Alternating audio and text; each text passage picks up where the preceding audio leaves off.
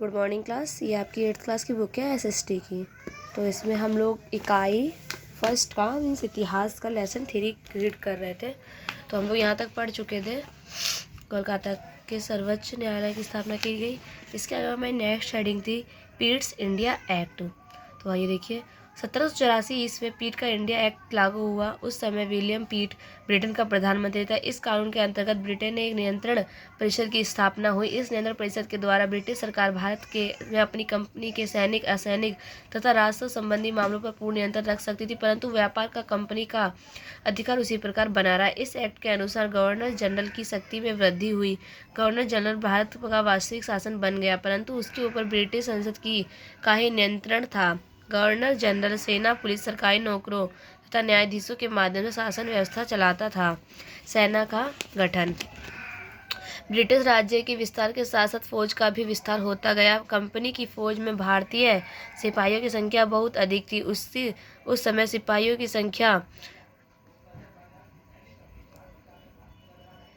2 लाख तक पहुंच गई। सिपाहियों को नियमित वेतन दिया जाता था। उनके आधुनिक हथियार इस्तेमाल करने की शिक्षा दी जाती थी। कंपनी की फौज के अलावा भारत में अंग्रेजों में भी सैन्य दल थे। कंपनी के भारतीय सैनिकों की अंग्रेज सैनिकों की तुलना में कम सुविधाएं थी। भारतीय सैनिकों को सेना से ऊंचे पदों पर नहीं रखा जाता था, वह केवल सूबेदार तक का पद प्राप्त कर सकते थे। पुलिस कानून और व्यवस्था स्थापित करने के लिए एक नियमित पुलिस दल का संगठन हुआ। कॉर्नवालिस के कार्यकाल में इसे संगठित रूप दिया गया। 1791 ईस्वी में कलकत्ता के लिए पुलिस सुपरिटेंडेंट नियुक्त हुआ। जल्दी ही अन्य नगरों के लिए कोतवाल नियुक्त किए गए। जिलों को थाने में विभाजित किया गया। थाने में जिम्मेदारी दरोगा की सौंपी गई।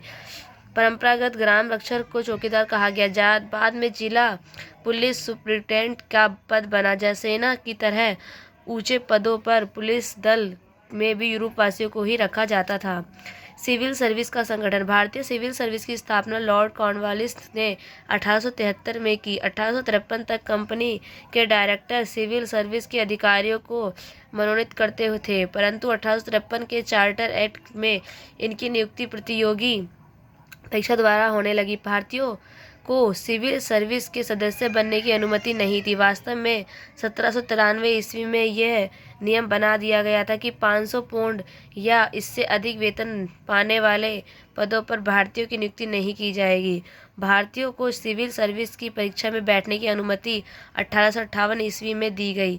इसके बाद ही ब्रिटिश भारत को लगभग पहले की सरकारी की तरह ही जिलों में बांटा गया। हर जिले के राजस्व वसूली के लिए एक कलेक्टर, कानून व्यवस्था बनाए रखने के लिए एक मजिस्ट्रेट और न्याय व्यवस्था के लिए एक जज था। सामान्यतः कलेक्टर जिले का प्रमुख होता था। इन सब पदों पर सिविल सर्विस के सदस्यों को ही नियुक्त किया जाता था। न्याय व्यवस्था।